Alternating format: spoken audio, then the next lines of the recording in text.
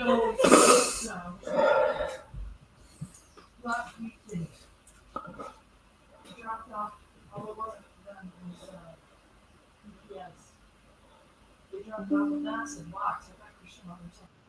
everybody.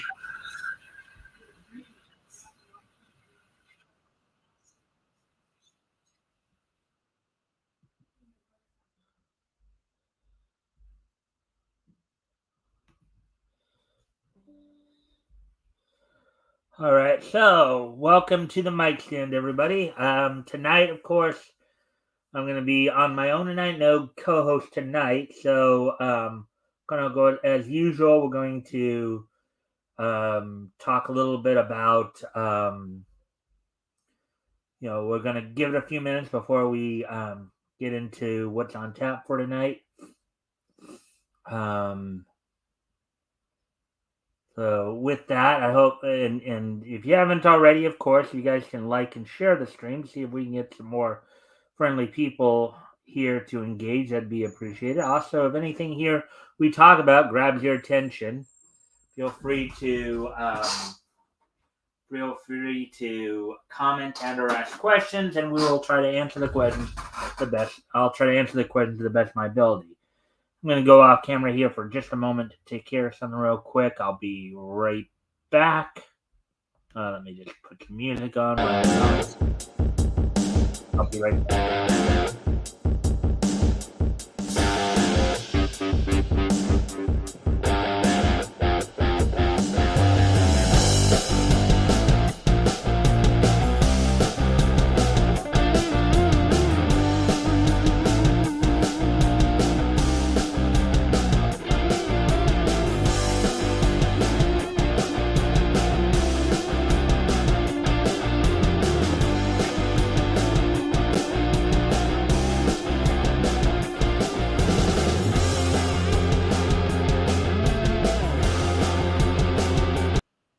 And I'm back. So with that, I hope everybody's having a good week thus far. Where of course today is Tuesday, March the 5th. So I said we'll give it about about 25 seconds more, and then we'll go over what's on tap for tonight. Of course, lots going on in the indie comic scene as well. Indie publishing scene.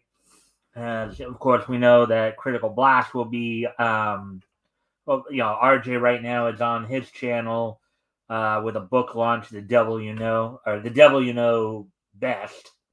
So I don't know if you guys have been catching some of that. But anyways, so now we're at the 3-minute mark. So let me go over what's on tap for tonight. So tonight, of course, I do have at least one article picked out for coverage. We're going to talk a little bit about One Punch Man. Apparently, there's a little disappointment as I guess there's a different studio is producing it as opposed to the studio that what. So apparently, they switched studios from Studio Mappa to JC Staff, and I guess there's some disappointment on that. Depending on how fast, of course, we get through that article. Maybe we'll hit another article, and then of course we'll have our wrestling wrap up as well as our This Day in Each History. As always, guys, if you can help out by liking and sharing the stream, and seeing if we can go ahead and see if we can get some more people in here, some more friendly people to engage. Also, if anything grabs your attention, feel free to comment and or ask questions. I'll try to answer the questions to the best of my ability. So with that, now we're at 4.5-minute mark. So let me just try one more thing here, and then to that we'll get into the articles. Then let me just see if there's anybody else who might be on that we might be able to. Okay, let's see. I already sent it out to him. So.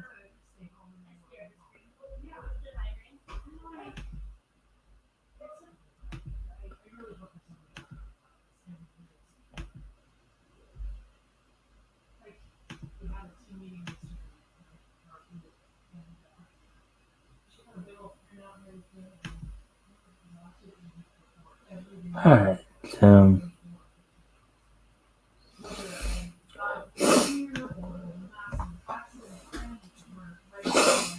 Alright, so anyway, so now, yeah, we're just past the 5 minute mark, so why don't we go ahead and get started then with our coverage tonight?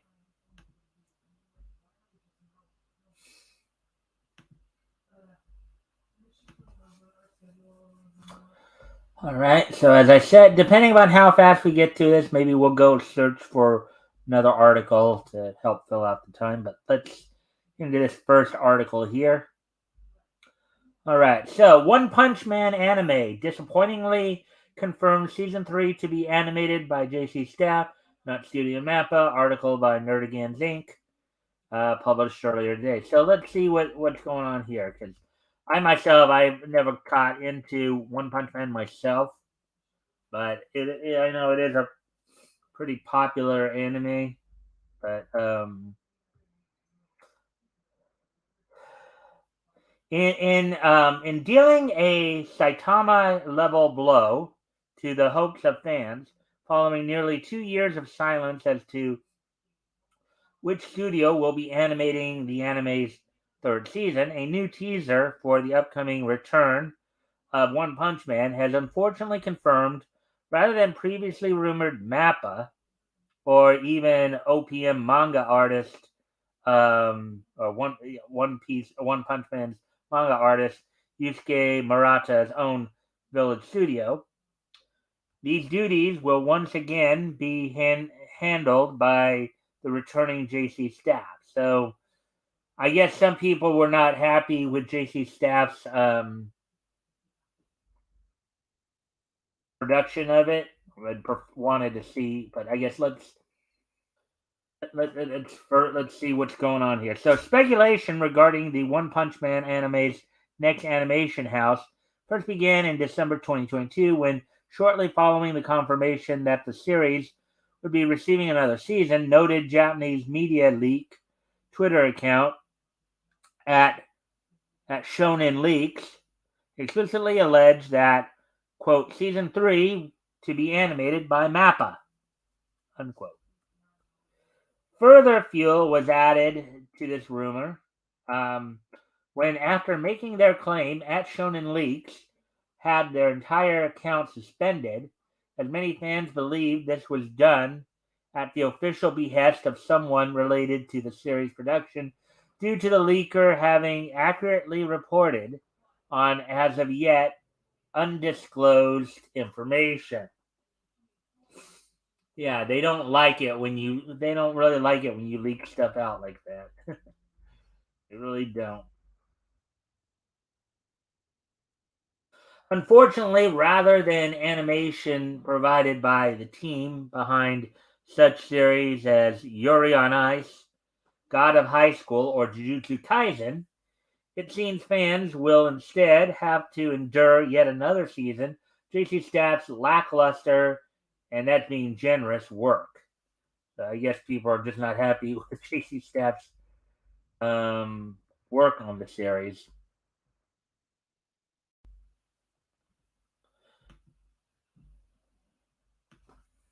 This news was first confirmed on February 29th, which was, of course, last Thursday, by way of both an official update to the One Punch Man anime's website and the release of the first trailer for One Punch Man's third season. The trailer begins with the former leader of the House of Evolution, Dr. Genus, who's voiced in Japanese by Daisuke Namikara, who provided the voice of Damrata. In That Time I Got Reincarnated as a Slime, explaining his, smaller quote, linear theory, smaller quote, which asserts that not only are these limits um, to how much strength an organism can achieve, but that humans, in particular, can only push past them if they abandon their humanity and remove their limiter, in smaller quotes, a biological survival mechanism designed to prevent a living creature from pushing past its breaking point and hurting itself. Hmm. So, yeah, basically, in order to access such power, you have to basically be willing to kill yourselves. Basically, what they're trying to say there. Um,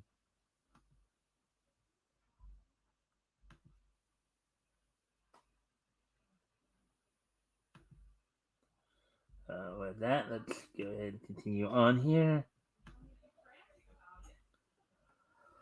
From there, the trailer moves to reveal that one such individual who will find themselves fighting with the process, otherwise known as, smaller quotes, monsterification, will be none other than Garo, who is voiced in the Japanese by Hikaru Midorikawa, who provided the voice of Android 15 and the Japanese voice of Android 15 in the Dragon Ball franchise, who is then being twisted into a monstrous mass of black muscle. And it is after this look at the Hero Hunter that the trailer rolls its credits, which in its final frame lists JC Staff as the season's animation studio. Now, again, since I haven't actually watched the anime myself, it's not something that just has never appealed to me. Um, I don't know why people would have an issue with it, but even if I did get into it, I chance not. But maybe they'll explain here in the interim, what the issues are.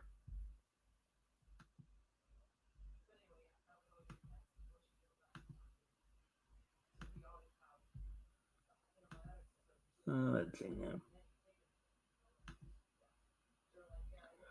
Let's see. In addition to the trailer, the anime's official website also launched a new hero visual campaign wherein each month new One Punch Man anime production team character designer Shinjiro Kuroda will release a new illustration of one of the series' main characters to the official website's gallery.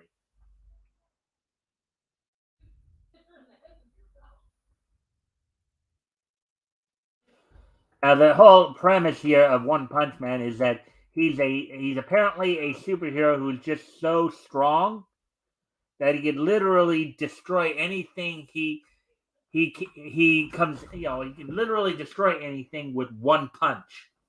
It just takes one punch, for him to just completely destroy anything that he punches. So yeah, that's kind of some dangerous power there. Let's see, where are we at on time? 13 minutes. We're almost done with this article, so we probably will try to look for one or two more articles. We'll see. As of writing, in addition to JC Staff, the only other members of One Punch Man Season 2 production team currently set to return for Season 3, scriptwriter Tomohiro Suzuki from Sozo no Furin, and character designer Shikashi Kubota, Dragon Ball Super Superhero. With the latter being joined by the newly hired Ryosuke Shirakawa and the aforementioned Kuroda.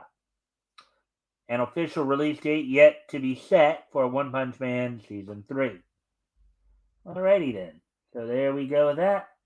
So I'm guessing fans overall were not overly thrilled with JC Staff's work on the show, and were hoping that a studio like Studio Mappa would take over. So I don't know what the specific um, issues were, but let's see.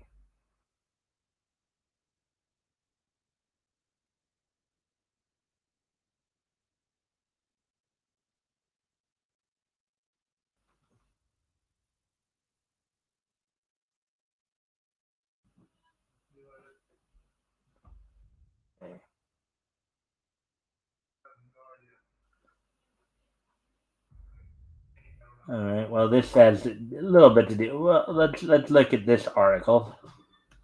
It sounds interesting. Let's see. And again, if you guys haven't already, of course, if you can help out by liking and sharing the stream, see if we can get some more friendly people in here to engage. That'd be appreciated. Also, if anything here grabs your attention, feel free to comment and or ask questions, and we will try to answer the questions to the best, and I'll try to answer the questions to the best of my ability.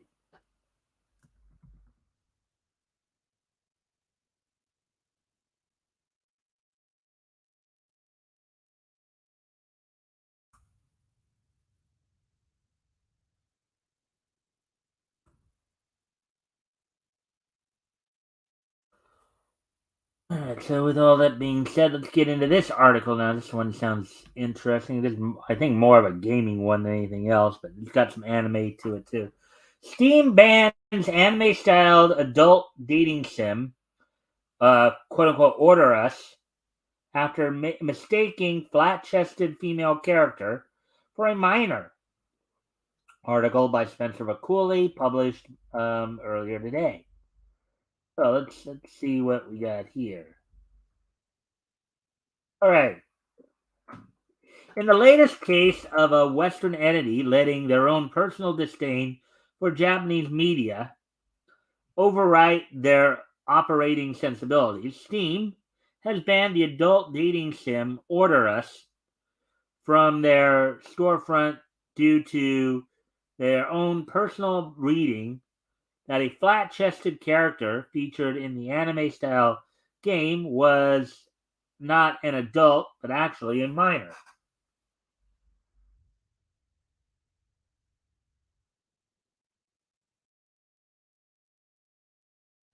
Yeah, and we see a lot of this. We talk about a lot of this with not just that, but also with localization, with voice acting. We've seen it all across the board. Developed by indie game studio Argent, Order Us puts players in the role of an aspiring cafe owner who, with just two left until his grand opening, must do his best to take his only two employees, the unruly Peaches and the exceptionally shy Mocha, and turn them from PR disasters waiting to happen into all-star waitresses. Oh, sounds like kind of an interesting, sounds like an interesting game. Sounds like a game I wouldn't mind playing. Um, if I could. Of course, on the path to service, on the path to serve to this on the path of course on the path to service industry success, the player will also find themselves developing romances with either of the two women, both of whom the game explicitly notes are adults, and either of which, with the proper care, can eventually blossom into something more physically intimate.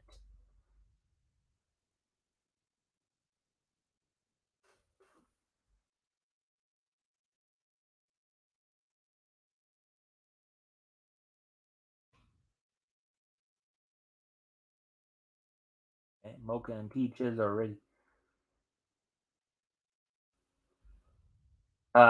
Order Up. Okay, I guess that's the name. Is it Order Up or Order Us? What was I? Well, there it says Order Us, and down here it's saying Order Up. But I think Order Up, and considering the circumstances, would probably make more sense if they're doing the whole. Because Order Up, like that's a saying that is common, I think, in some like cafe settings where you order your meal, you order your meal, your drinks, what have you. Order Up was originally set to hit Steam on March 1st. However, just days before the full game was set to go live, Argent revealed that despite its demo being approved and made available on the platform in December 2023, its release had been denied due to Steam's support team due to Steam's support team felt that it depicted, quote, sexual conduct involving a minor, unquote. Quote, it is with a heavy heart that I must announce our 18 plus game, Order Us, has been banned from Steam 3 days prior to release, unquote, revealed Argent via their official Twitter account. Quote, I received this message, in brackets here, referring to the denial message above, unbracketed, from the review team yesterday morning. A demo build had been approved several months ago without complications.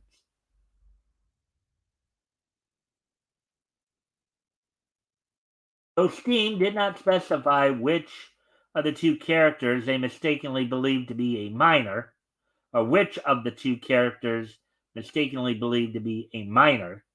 So basically, I think what it brought up is one of the characters they thought was actually a minor, was not an adult, even though the game itself had actually. Okay, so here's, I guess, the email. I think I'll try to read. Hello. After review, we will not be able to ship your game. Order us on Steam. While we strive to help most titles submitted to us, while we strive to ship most titles submitted to us, we found that this title featured themes, imagery, or descriptions that we won't distribute. Regardless of a developer's intentions with their product, we will not distribute content that appears, in our judgment, to depict sexual conduct involving a minor. While every product submitted is unique, if your product features this representation, even in a subtle way that could be defined as a, quote, gray area, unquote, it will be rejected by Steam. For instance, setting your game in a high school but declaring your characters are of legal age would fall into the category and be fall into that category and be banned. In other words, what they're saying is, in that particular instance, is if you're setting it in a high school and yet, yeah, now granted, you do have 18-year-olds in high school because they're seniors, right? Usually by the time most seniors graduate, they're at least 18. Okay. So let's see. This app has been banned and cannot be reused. Resubmission of this app, even with modifications, will not be accepted. So they basically deemed it. They basically, essentially, what they've done is that Steam deemed Order Us child porn. Is I think what they're trying to get at. Okay, that's what they were trying to suggest there. Anyways, all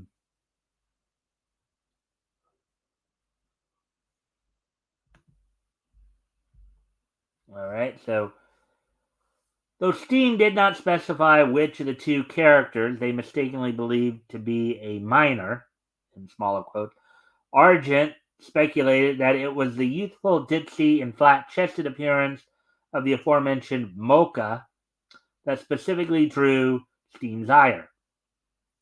Quote, the likely character in question, Mocha, is 19 years old, unquote, explained the dev. Quote, it is never stated or implied she's in high school. She has a flat chest and is slightly shorter than the other main character. She's written to be ditzy and very awkward, traits not uncommon among people her age, unquote. Yeah, I mean, some characters look younger and actually are not younger. Ostensibly frustrated by the decision, Argent continued their announcement. Quote, it is heartbreaking that a realistic body type has to be avoided when working with Steam, and I am completely devastated that the project has been executed so close to the finish line. I apologize to anyone who had the game wish listed and was looking forward to its release. Unquote. So I think what he means by that when he said executed, so in other words, the game was about to be released, and they just decided like 2 or 3 days before its release that, oh no, we can't have this on our platform because it looks too much like child porn to us, or it looks too much like you know minors engaging in sexual conduct. Okay, kind of ridiculous. You know, again, our country, it's like 18. Not all 18, 19-year-olds are going to develop in the same way. Some of them may not develop big jets, but it doesn't mean that they're below the age of consent or below legal age.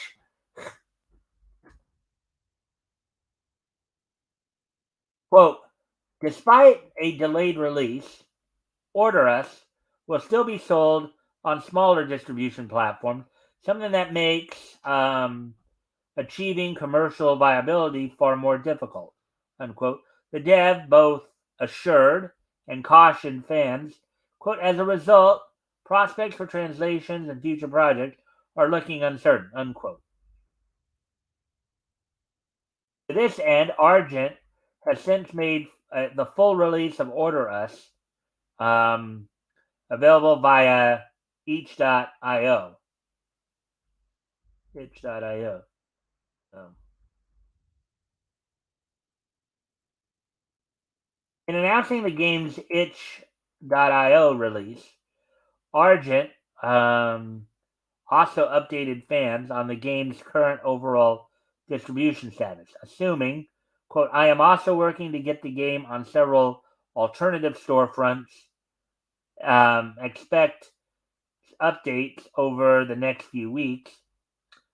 Thank you to everyone for having positive comments and helping to spread the word.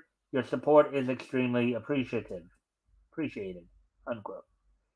Quote, in spite of attempts to contact higher ups at Steam, I have not received more than automated responses, unquote, the dev added. Quote, it's safe to say we've been left in the dark, likely deemed not important enough for a human to step in. The months I spent directing traffic to Steam have been wasted.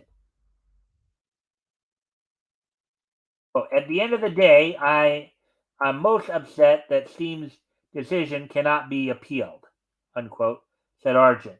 Quote, there's no possibility of making changes now or ever to get Order Us on Steam, having lost access to the largest player base of PC gamers.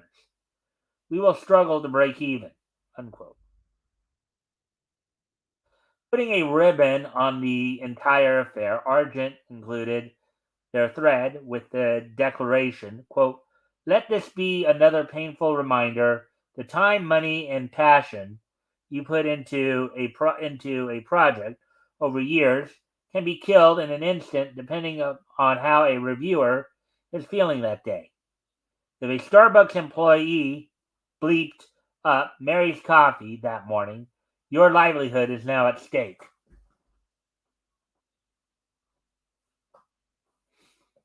Unquote.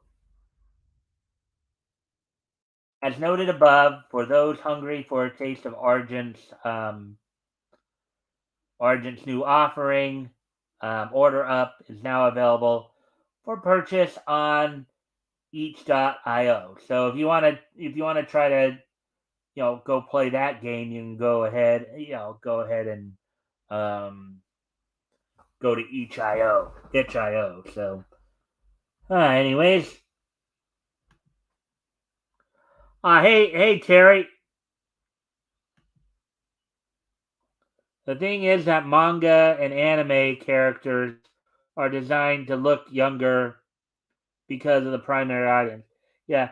Terry, I was trying to call you earlier because I wanted to see if you wanted to co-host tonight with me, to comment on some of this stuff. Obviously, couldn't reach you in enough time to get you on into the studio here, but I'm glad you dropped in. Of course, feel free to comment and or ask questions from the chat. Let's see. Hopefully, I can get you on another night here. If you haven't already, of course, you can like and share the stream. See if we can get some more friendly people in here to engage. That'd be appreciated. So, anyways, now we're getting down to close to the end here.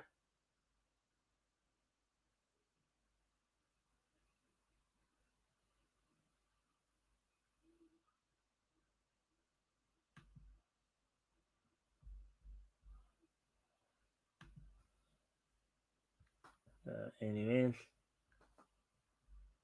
All right. So, anyways, we are coming down towards the latter part of the show here. We're at 31 minutes.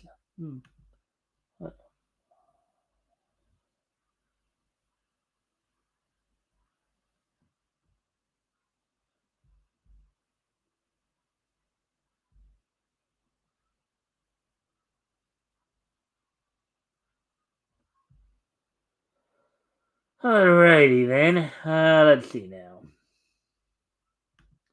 Let's see. Do we have 32 minutes? Let's see. Is there anything else here that we could probably not, because that was the second to the last. Let's see now. I want to go check to see if there's anything on the. I'll go check Bleeding Fool real quick, see if there's any like release game.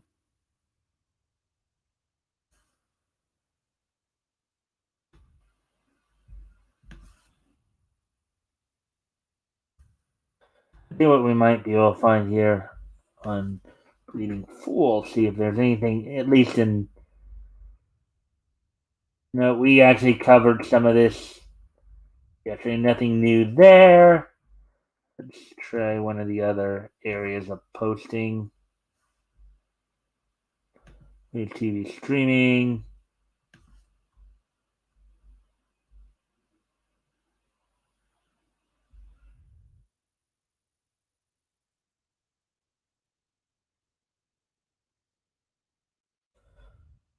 Oh, here's something. Yeah. All right. Left wing media not sure how to celebrate G.I. Joe turning 60. So 1964. Of course, some of us, grew up in the 80s watching G.I. Joe, Real American Hero, G.I. Joe, the mid 80s series. Article by Avi Green, published March 5th. So, Avi Green, a writer for CNN, gave some history of the Hasbro-owned toy franchise that later spawned comics and cartoon spin-offs, and notes where it stands today. But at the beginning, this is from the article, like any good soldier, All-American Toy was always adapted to his terrain, reflecting a changing America from early Cold War flag waving to Reagan era global adventurism to post 9/11 ambivalence. The iconic action figure has also served his country as a cultural historian, but how relevant is the sexagenarian war toy today? Do kids still play with G.I. Joes? And is that a good thing? This is back to Avi speaking here. One could validly ask if it's a good thing if the view of the Joes became ambivalent post 9/11. Does that mean they think it's great if Hasbro and company didn't have the courage to confront the issue of Islamic terrorism head on? Or if suddenly they could decide how to even so much as to pick Joe versus Cobra or as good versus evil. Yeah, it's kind of funny because one of the other things I remember, because there's a YouTube channel that shows um, quite a selection of they show like the first two GI Joe specials, the Mass Device from the '80s, the Mass Device and the Revenge of Cobra, and then they show like the first few episodes of the GI Joe series, main series, and then they get to a point where they just start showing the two parters until they get to the third season opener or the Rise Serpentor Rise. They also have, as part of the channel, that you can also go and watch every episode if you wanted to. But anyways, as I was saying though, and as I'm watching that, as I sometimes will flip on that now, I see how the way they're depicting Cobra not only is much of a dictatorship and basically Cobra Commander depicted as kind of a megalomaniacal entity trying to take over the world and all that, but also in many ways it's almost like they're Cobra is a stand-in for communism, it seems like. When you go back and watch G.I. Joe, you see how like for example, Tomac and Zaymot, the Crimson Twins, and how they try to handle business and all that. It's almost like Cobra from a economic standpoint almost seems to have a communist mindset, right? So it is kind of interesting when you see that. But anyways, moving on with the article here. Well, that's not good. Serious issues aren't solved through division. Along the way, the article also tells something fishy about the original series finale. So I don't know if he's talking about of course, cartoon that we all grew up with, but let's see, or is it so the comic? So this is going back to the article here. The comic, as well as most of the quote unquote file cards on the backs of the toy packages, were written by Larry Hama, a Vietnam vet. Quote, a military comic was the last thing I wanted to do, unquote, he said in a recent interview. But a gig was a gig. He made the comic more serious in tone than the PG cartoon. It was praised for its surprising complexity and artistic innovation. He also used the final issue as an anti-war statement, with Snake Eyes writing, quote, there is no honor or glory in the primary occupation of the soldier. There is no winning, unquote. Now going back to Avi here. Well, if you must know, while that wasn't the end, as it all picked up where things left off by the time IDW got the license, it's regrettable if this really was was quote unquote anti-war statement, in the sense that if you can't say it's good when vermin are wiped out, but bad that there'll still be more down the road, or that better education might improve a dire situation in the long run, then what's being accomplished? But then Larry Hama has long proven a stooge for the left and made no secret of of his embarrassingly bad leftist positions since that time. What's irritating is how these leftists never make a clear argument against barbarism. Instead, it all boils down to a vision that blurs differences between good and evil, and that's very problematic. It's practically what led to 9/11 and even the Hamas massacre on October 7th, 2023, in Israel, among other tragedies. And let's see, there's a scene from the '80s cartoon. There you have Duke up front there, who is voiced by Michael Bell. The redhead is Scarlet, who is voiced by B.J. Ward. Will Ryan voiced Rock and Roll right there, who is just behind um, screen left over Duke's right shoulder there. I know that the Indian-looking guy right there, or Middle Eastern guy right there, was basically a doctor. I don't remember his character name off the top of my head. And then the one just over his left shoulder screen right there was Rakondo, who was voiced by Bill Money. Also in focus. Okay, so this is Avi speaking again. Also in focus is animator Ron Friedman's approach to the cartoon. So this is from the article again. Friedman unabashedly based the show's tone on his own worldview. Growing up in West Virginia, he regularly suffered from anti-Semitism, finding strength in comic books like Superman. Okay,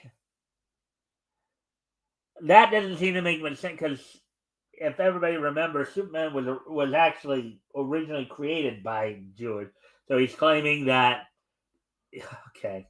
Anyways, it's that sense of unflinching optimism.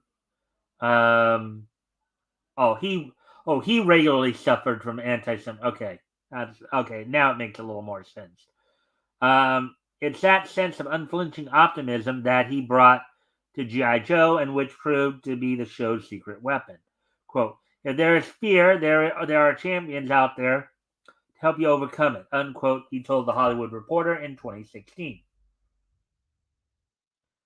The show was criticized for its unrealistic, sanitized depiction of war, but Friedman also made sure it included messages of unity, inclusion, and dedication to others, as we saw in the PSAs of after the show. Those PSAs have gotten hammered in recent years, apparently. Because as you all remember, the common saying was, well, knowing half the battle, and people, and I know there's a YouTuber has put some stuff up saying no, knowing it's not half the battle. So it was progressive, if not groundbreaking, in its inclusion and depiction of women and people of different ethnicities and background. Lady J, for example, was realistically proportioned, fully clothed, and highly capable. Mm-hmm. Yes, and you had Quick Kick, who is Japanese American in there. You had Shipwreck, whose real name is Hector Delgado. You could argue and considering he was born and raised in San Diego, California, you would argue maybe he, even though he didn't speak Mexican, he's probably Hispanic or Mexican American, to some level. And of course, the way they depicted the women, they point to Lady J, but Scarlet and CoverGirl were also fairly capable as well. I even remember a specific scene in the case of Scarlet where Shipwreck was basically flirting with her. He was trying to, and she kind of told him, no, I'm not interested in doing that with you. Just keep your mind on the business at hand. So, anyways, this kind of PC propaganda has become so cliched, it's not even funny. It's bad enough we're lectured about being progressive. which is left wing slang. Oh wait, we're back to Avi speaking now, which is left wing slang. But when the columnist starts making it sound like it's wrong not to depict Lady J or and even Scarlet as quote realistically proportioned and fully clothed, and Hinges being highly capable and Hinges being highly capable on all that, something is terribly wrong. Oh, okay. I get what is. In other words, one should not have to do with the other. I think is what Avi might be saying. In other words, realistically proportioned and fully clothed should not bear on whether or not they're capable. Okay. Um, and insulting to the intellect. One must wonder how a cartoon allegedly criticized for non-reality and sanitizing war somehow becomes okay when women are belittled based on their sexuality. That sounds like distasteful bone thrown to appease the PC fools who can't develop their own cartoon, let alone market it for adults. As we're seeing with the X-Men 97 cartoon. Um, and from what I can recall, seeing of the Joe cartoon from 1983 to 86, I don't think it ever emphasized Bulgarian culture. If inclusion is such a big deal to them, so who are CNN and their contributors to lecture us about inclusion, anyways, or dedication and unity? Next comes the post 9/11 era. Now, this is back to the article here. Then came 9/11, and America's love hate relationship with combat violence grew even more complicated. The attacks and early days of the war on terror inspired renewed patriotism and a newfound appreciation for service people. But a team of American super soldiers fighting a zealot terrorist organization became a tough sell. Hmm. Uh-huh. Like with Vietnam, as the wars in Afghanistan and Iraq dragged on, Americans steadily grew uneasy with romanticized depictions of combat and of American rectitude. When a G.I. Joe film was being considered at Paramount, championed by Stan Weston's son, Brad, um, who was president of the production, the Joes had to be recommissioned. The 2009 movie G.I. Joe: The Rise of Cobra changed G.I. Joe to mean Global Integrated Joint Operation Entity, and quote international co-ed force of operatives who battle Cobra, an evil organization um, headed by double-crossing Scottish arms dealer uh, by a double-crossing Scottish arms dealer. Conservative pundits called it "quote unquote" anti-Semitism or anti-American. They're talking about, of course, Destro. The movie missed the mark, bearing little resemblance to the familiar brand and failing to capture its uniqueness and spirit. It made just enough to produce a sequel, 2013's G.I. Joe Retaliation, and a reboot, quote unquote, Snake Eyes in 2021, neither successful. Back to Avi here. Curious, no mention that the first G.I. Joe movie was set in Egypt after misleading rumors it'd be set in some place like Switzerland, and one character wore an Islamic keffiyeh. Um, but then this same news site never takes issue with the religion of peace, if at all.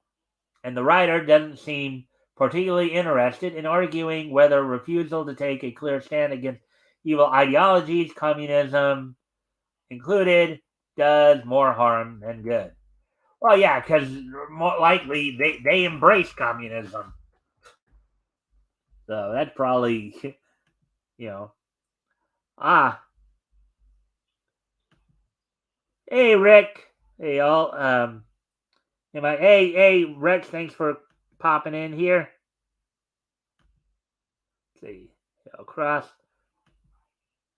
Hey, Mighty. Hit that like. Well, thank you, Rex, for popping in.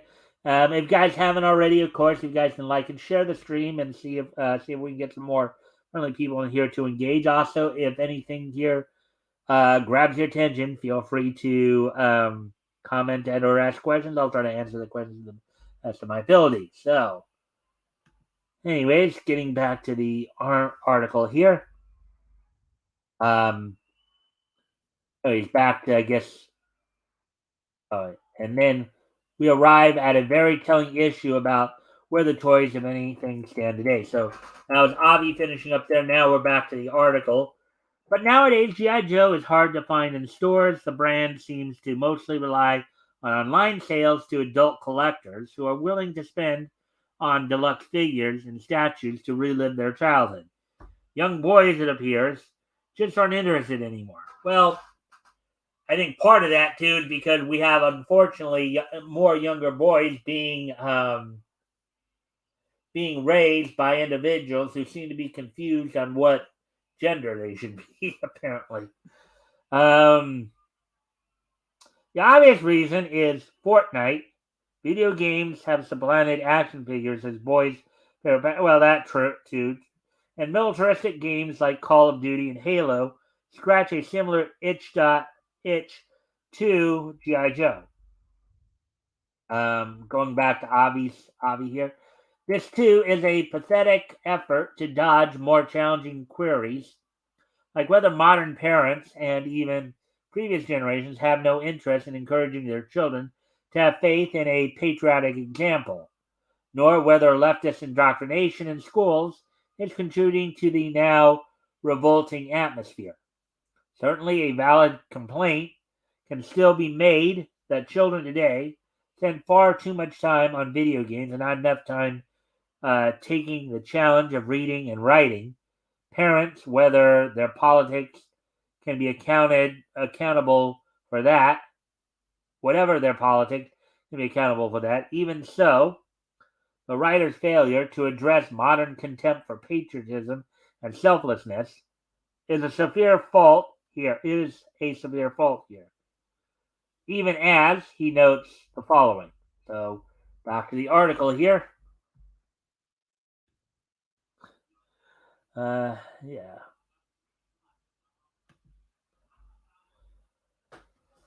With contemporary notions of quote unquote toxic masculinity, in parentheses here, in 2019, the American Psychological Association issued guidelines to address, quote, the pressure of masculinity ideology, increased sensitivity to violence in children's media, and the anti-imperialism sentiment, as well as credence given to silly ideas like, quote, Thomas the Engine, unquote, being an imperialist, and quote unquote Paw Patrol being authoritarian propaganda. Does G.I. Joe even stand a chance?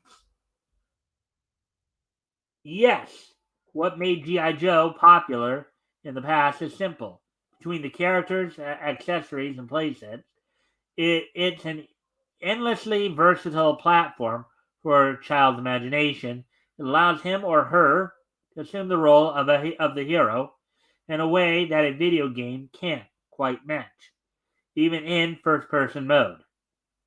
An action figure is physical and inert, requiring active imagination and allowing full control over the play. Back to Avi here. Unfortunately, the attacks on masculinity and even femininity over the past decade have taken a considerable toll, and the writer's clearly not up to addressing the deeper issues involved, psychologically or otherwise. That he even dragged women's dress designs and physics into the mess also dampens the impact, as it reeks of sex-negative hysteria. That's a new one. Sex-negative hysteria. I haven't seen that phrasing before. Another problem that obscures far more serious issues, the part about sensitivity to violence and anti-imperialism, is also peculiar because there's not enough of either, and much of Hollywood's not willing to consider whether they cross any lines. Come to think of it, that part sounds worrisomely like concerns about the two issues are unjust, which conflicts with concerns about whether beliefs, masculinity and femininity, are toxic, is hurting society. Let's see.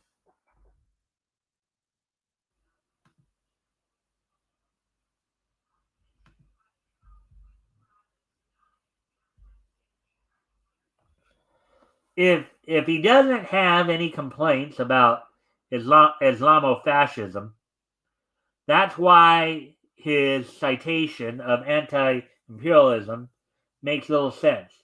Of course, if anti-imperialism is an allusion to anti-American sentiment, and then the writer is making a grave error of throwing the USA under the bus by stealthily attacking patriotic values.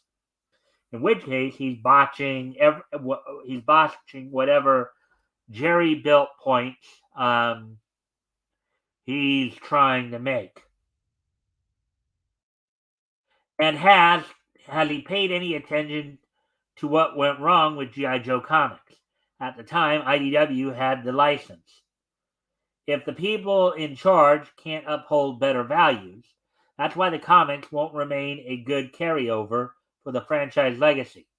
It's far from surprising, then, that Hama may be the scribe whom the comics will end with, much as it all began over 40 years ago, because few have proven worthy to continue the comics legacy. And those precious few, like Chuck Dixon, have since been blacklisted by the leftists. That's why the Joe legacy is bound to end with a whimper, depending on how things go from here. All right, so there we go with that. We're getting close to the hour mark, so I think it's a good time to start winding down. We're going to move on to the wrestling wrap up. This one's going to go pretty quickly, as of course have just some couple news items for both WWE and AEW.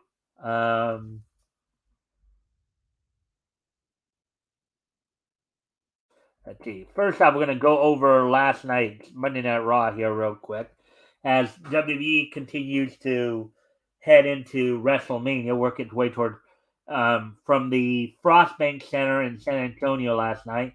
The opening match saw Gunther defeat Dominic Mysterio in a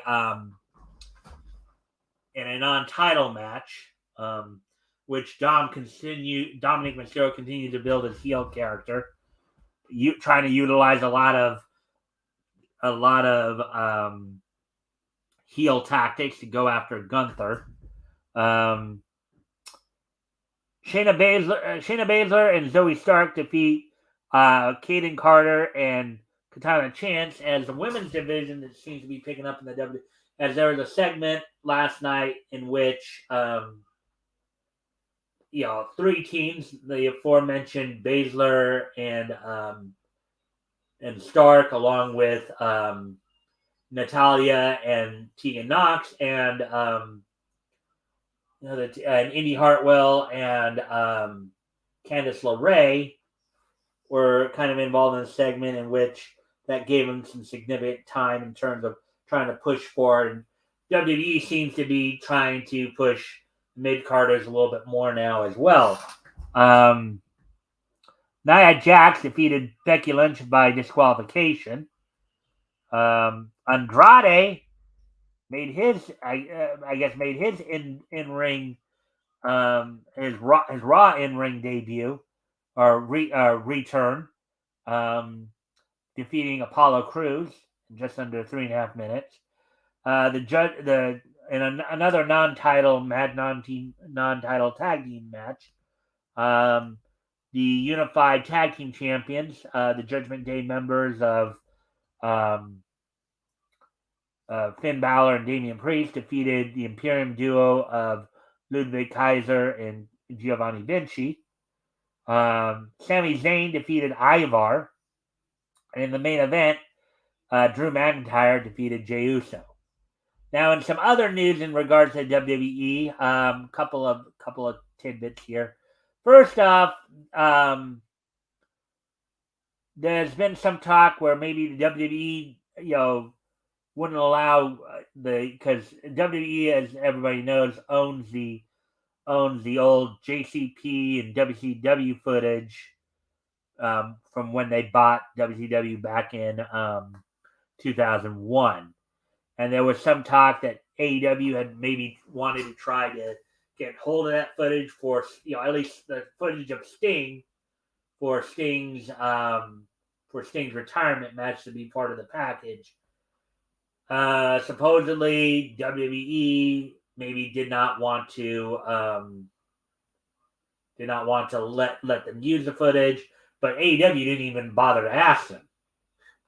And AEW has had some of their wrestlers go back and do things for WWE and all that for certain things,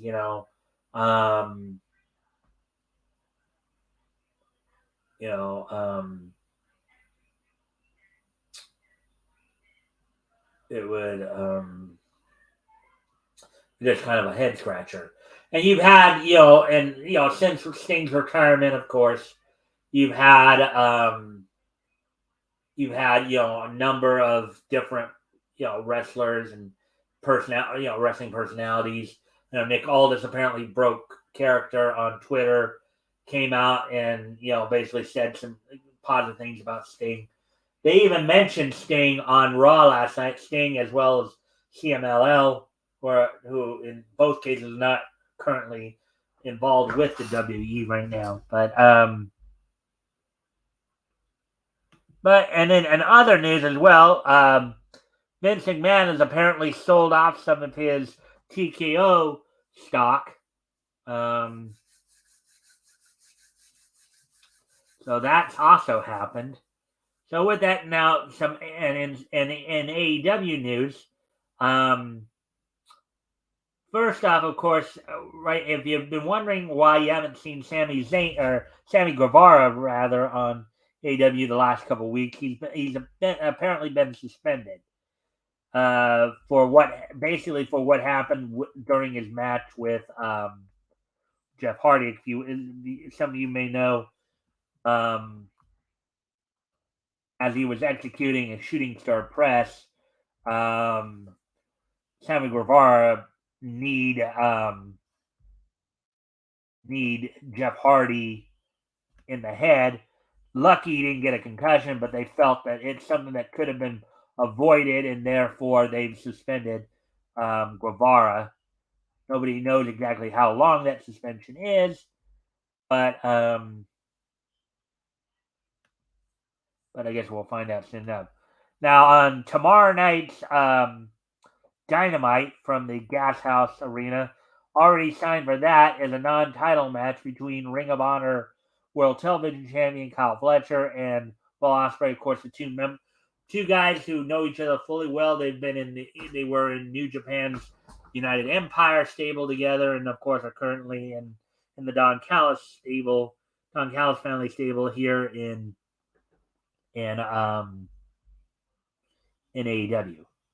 So with that, now that we're finished with that part, I'm going to go ahead and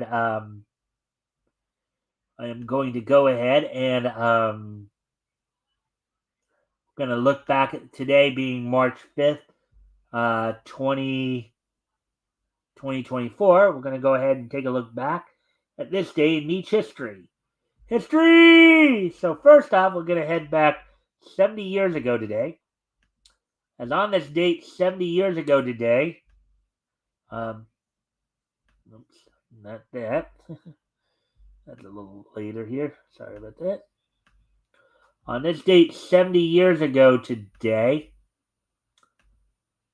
Walt Disney Animation would release in theaters the Donald's Diary short. Um, so on this date, back in 1954, 70 years ago today, um, um, Walt Disney Animation would release Donald's Diary. So the plot sees on February 29th in San Francisco, Donald meets Daisy Duck and the two fall in love. They date, get engaged, and finally marry. After the honeymoon, Donald and Daisy's marriage turns sour. Daisy takes his money and burns his meals and bums his meals or burns his meals. Daisy invites her whole family for dinner, leaving Donald nothing. As Daisy piles more and more chores on him, Donald gets exhausted and explodes like a bomb. So, whole thing turns out to have been a bad dream. Daisy gently awakens Donald, who screams in horror and runs out to join the French Foreign Legion. Donald records the whole episode in his diary. So that's basically what happened back in 1954. Moving ahead now to 2003, on this date in 2003, which was 21 years ago today. On this date, 21 years ago today, the 780th issue of Detective Comics went on sale on this date back in 2003. Of course, Volume 1 started all the way back in 1940, or 1939, rather. See Part 4 of the Dead Reckoning storyline, as well as Part 5 of the Spore story. So on this date, back in 2003, 21 years ago today, the 780th issue of Detective Comics went on sale on that day. So moving ahead to 2010, on this date in 2010, the original net animation Studio Dean's Hextalia Axis Powers premiered online on, let's see, we're saying this is a net series, so it was released. Oh, actually, no, I'm sorry. It was completed. It ended. The original net animation Hextalia Axis Powers um, finished its run on this date back in 2010. So 14 years ago today, the original net animation Studio Dean's Hextalia Axis Powers finished its run on the net, as it were. And finally, heading back just 5 years ago today, back to 2019, the WWE held its SmackDown event on this date, its live SmackDown Live event, from the Mohegan Sun Arena at Casey Plaza in Wilkes-Barre, Pennsylvania. Main event of the night saw Kevin Owens defeat Rowan by disqualification. Mandy Rose defeat Naomi. Aleister Black and Ricochet defeated the Bar of Cesaro and Sheamus. Samoa Joe would defeat R-Truth, Andrade, and Rey Mysterio in a fatal four-way match to become the new United States champion. So there we go with that. I hope everybody enjoyed the show. So with that, I thank everybody for being here tonight. Hope everybody enjoyed the show. Of course, we'll be back here tomorrow night with more niche news. Also, this Friday, RJ Carter from Local Blast will be joining me as we'll be starting our February coverage. We'll be looking back books that went on sale from DC Comics in February 1940. So I hope you guys will join me tomorrow night as well as every night that we're on. So with that, I thank everybody for being here, and I will see you all tomorrow. Bye.